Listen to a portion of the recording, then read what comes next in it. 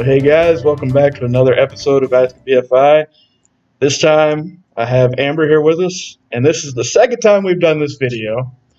But the first time I didn't get to post it because there was a technical malfunction, and we're not going to blame anybody. It's nobody's fault. Things just happen. It was my fault. But it's okay. So we're back with Amber. And like I did with Kyle, like I did with Liz, I'm going to just say a few things about Amber before we get into asking her a couple questions to try and embarrass her, but it won't work because she's going to hear nice things and just think, yeah, that's true. So, so whenever I first moved down, like I said, the first three people I met was Lieutenant Laura, Liz, and Kyle.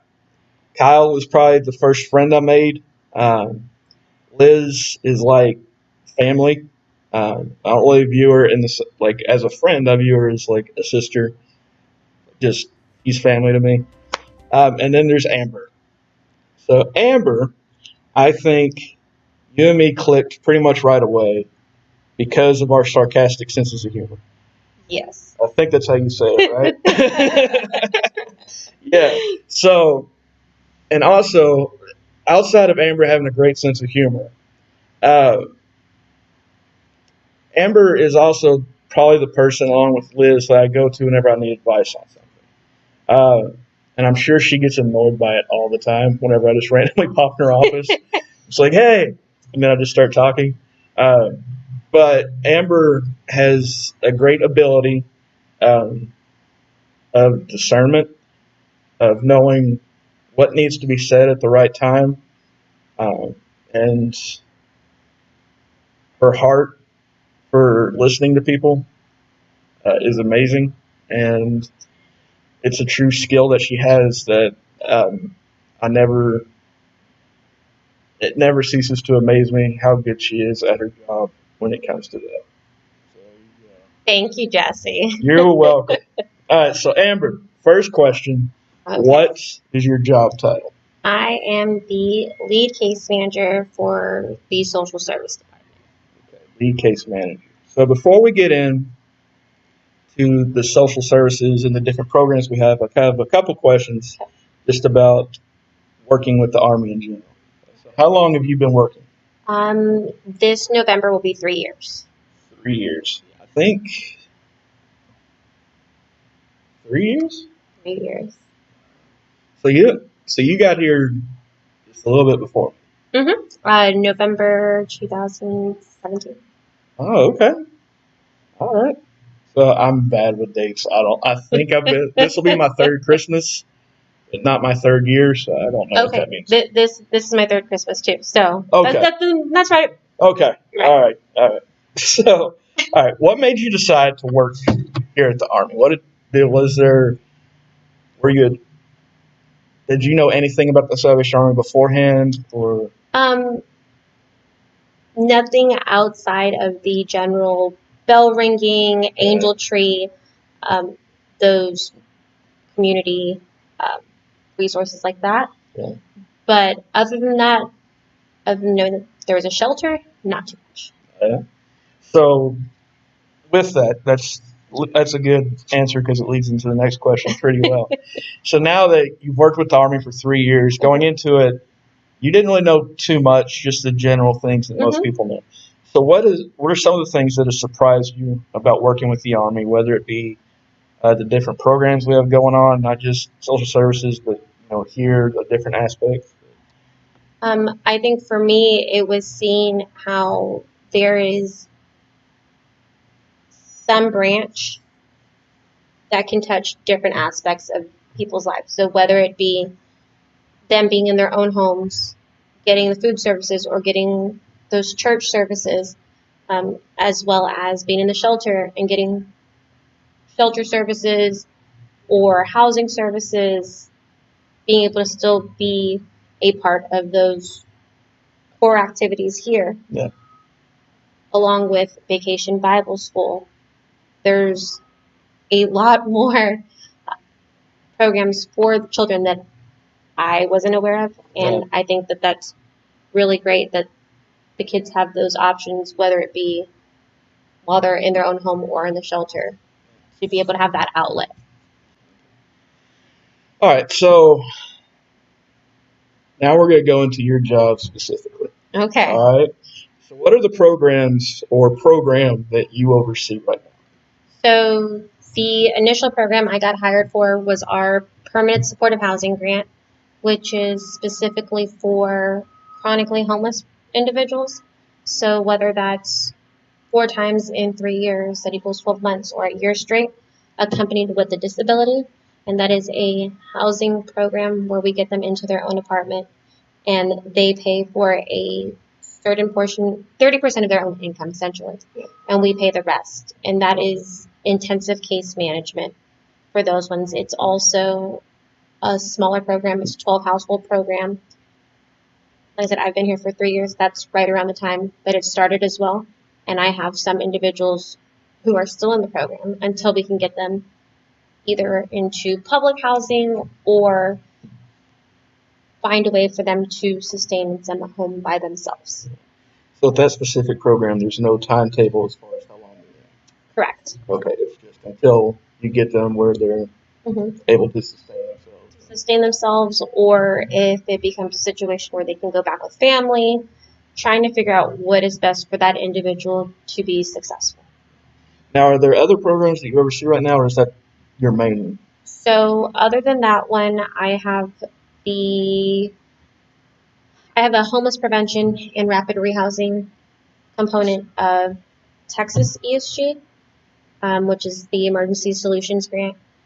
And then we have a city rapid rehousing grant that I oversee right now as well. And those are shorter term programs, whether it be your arrears and a month or 3 months forward, depending on availability of funds. And then there are also the rapid rehousing programs where it's usually about a deposit in 3 months, depending on the funds available at the time. And we also have a 10-bed VA transitional housing program at the shelter. So those are some of the programs that you oversee. What are some of the other programs we have in our shelter, and who oversees those? So we have our emergency shelter program, which we have Tiffany overseeing all of our single women and our families. And then we have our single men program, which Quentin and Maria oversee our single men. We also have the other per diem program, which is called the FAP or Open Doors program, and that's a parole specific program that Tiffany oversees. Okay. How about we also have somebody else who works or 2 other people that you haven't mentioned yet that works in our shelter, and I just want to give them a quick little shout out. So there's Kristen, who oversees the TVC program. And what's that? That is our veteran specific rental assistance program, and she has rapid rehousing and homeless prevention components as well. Okay. And then there's the heart and soul. Then there's the heart, the soul, the person she is the front line, the one who has to deal with everybody when they come in the door, Deborah. We love you. Yes. So Deborah is, her position is is it secretary, receptionist? I don't know because she does so much more. Shelter leader. Yes. There are many things that Deborah's the keeper of it. Yeah. I do some stats for our department, and she has made my life infinitely easier, keeping track and just making sure everything's organized. And she gets so much of everything from everybody. So I can never say enough good things about Deborah. Yeah, Deborah is amazing. And that's an understatement. But I just want to make sure she gets a shout out too. So those are some of the programs we have. I'm going to ask you, going back to a question I asked before, whenever you were talking about coming into the Army, you didn't really know too much. And then coming in, you learned, all the different programs we have, not just on the social services side, but here at the church, and just all the different components that kind of make it run. Was this your first job working in a shelter or working with homeless individuals? Yes. So coming into it, did you have any like preconceived notions of what you thought you were going to expect? So I try not to. Yeah. For me, coming in, it was with the understanding that these are human beings. Everybody has their issues, and I'm coming in and just trying to make them feel like human beings and letting them know that somebody's here for them. And that was really my only expectations, or knowing that that's what I had to do coming in. And you succeeded in that. You're welcome. You know, with that, of course, can't mention any names on here, and I wouldn't want to, even if we could. But I know some of your clients that, um, I get, I guess, difficult is the right way to put it. But you do have, as I was saying earlier, like with me, whenever I come to you for advice, you do have that talent of knowing what to say to people, when to say it, how to say it, and what people need to hear to help them grow, not just what they want to hear. Um, how long did it take for you, do you think, to really adjust to that? Or did you just come in and that was just something that you naturally had, that talent? So being calm in a situation, Yeah. that I've had for a long time. It's the when it happens so many times and reminding myself the situation they're in. And those some individuals will say things purposely. I know they don't always mean it. Yeah. And I understand that they're coming from a place where that is the only way they know how to express themselves. So it's I've come in with the experience, but the amount of times that it happens, that is what has taken some adjustment. So, last couple questions, unless I think of more while I'm talking to you. Favorite part of the job? Seeing when everything clicks and that person is happy in their own home, or even if it's years from the first time I see them, just or many tries, seeing them eventually get to that point, or getting the services that they need, even if those are services we can't provide. So I said, unless I had more questions, I thought of. This is the improv part of it. Okay. All right. So let's say somebody comes into our shelter. Whenever Kyle was on, he told us they come in first. They go through coordinated entry. Coordinated entry then decides where would be best for them to go, what programs, what shelters, stuff like that. So let's say they come into the shelter. They've been through coordinated entry. We've decided that their the best place for them would be in our shelter, and they're going to be in your program. Before, how do they get started into their program? So let's say it's their first day in the shelter.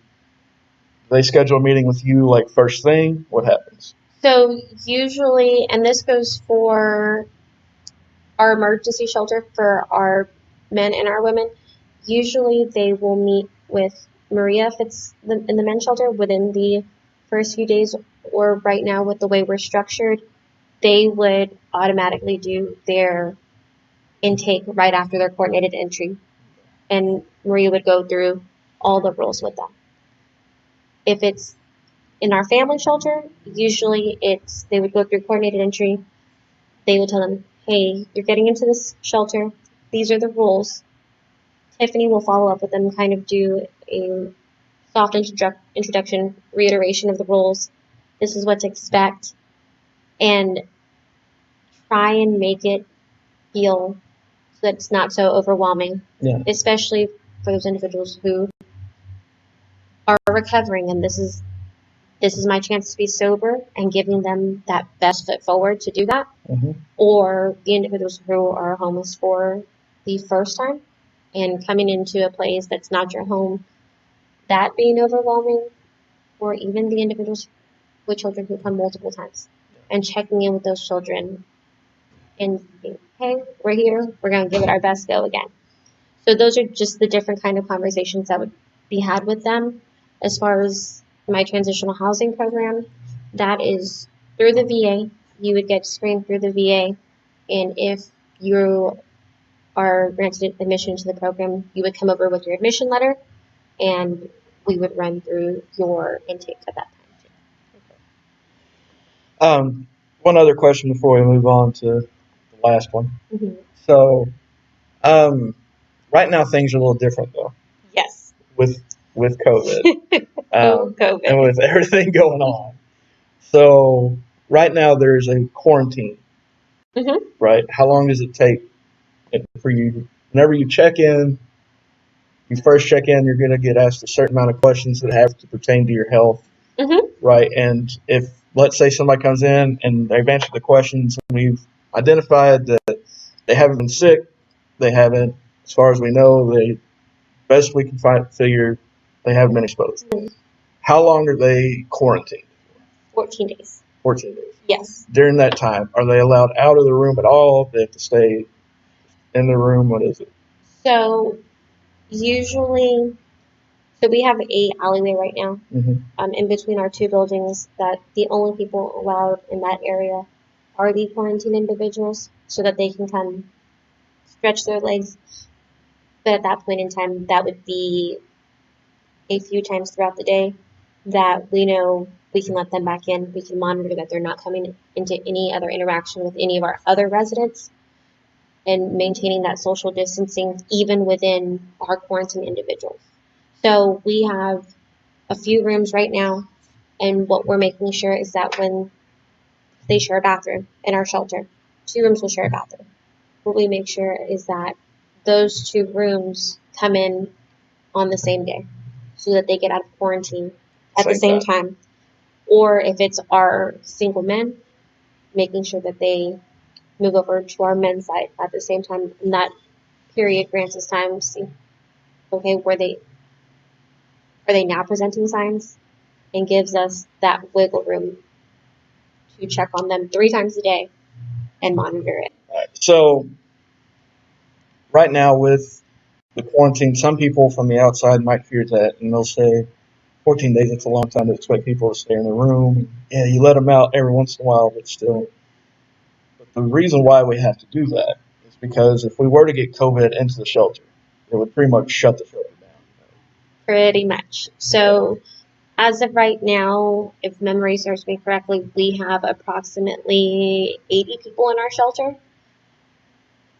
And in those 80, there are people who have certain medical conditions, or staff, or people who are pregnant. And it's looking out for those individuals. And at the time, if it's one of those things that quarantine is just not something you can do, by all means, come back to us when it's over. And we understand that is very hard for an individual, especially the men or the single women who are in those rooms by themselves, and how that can be taxing.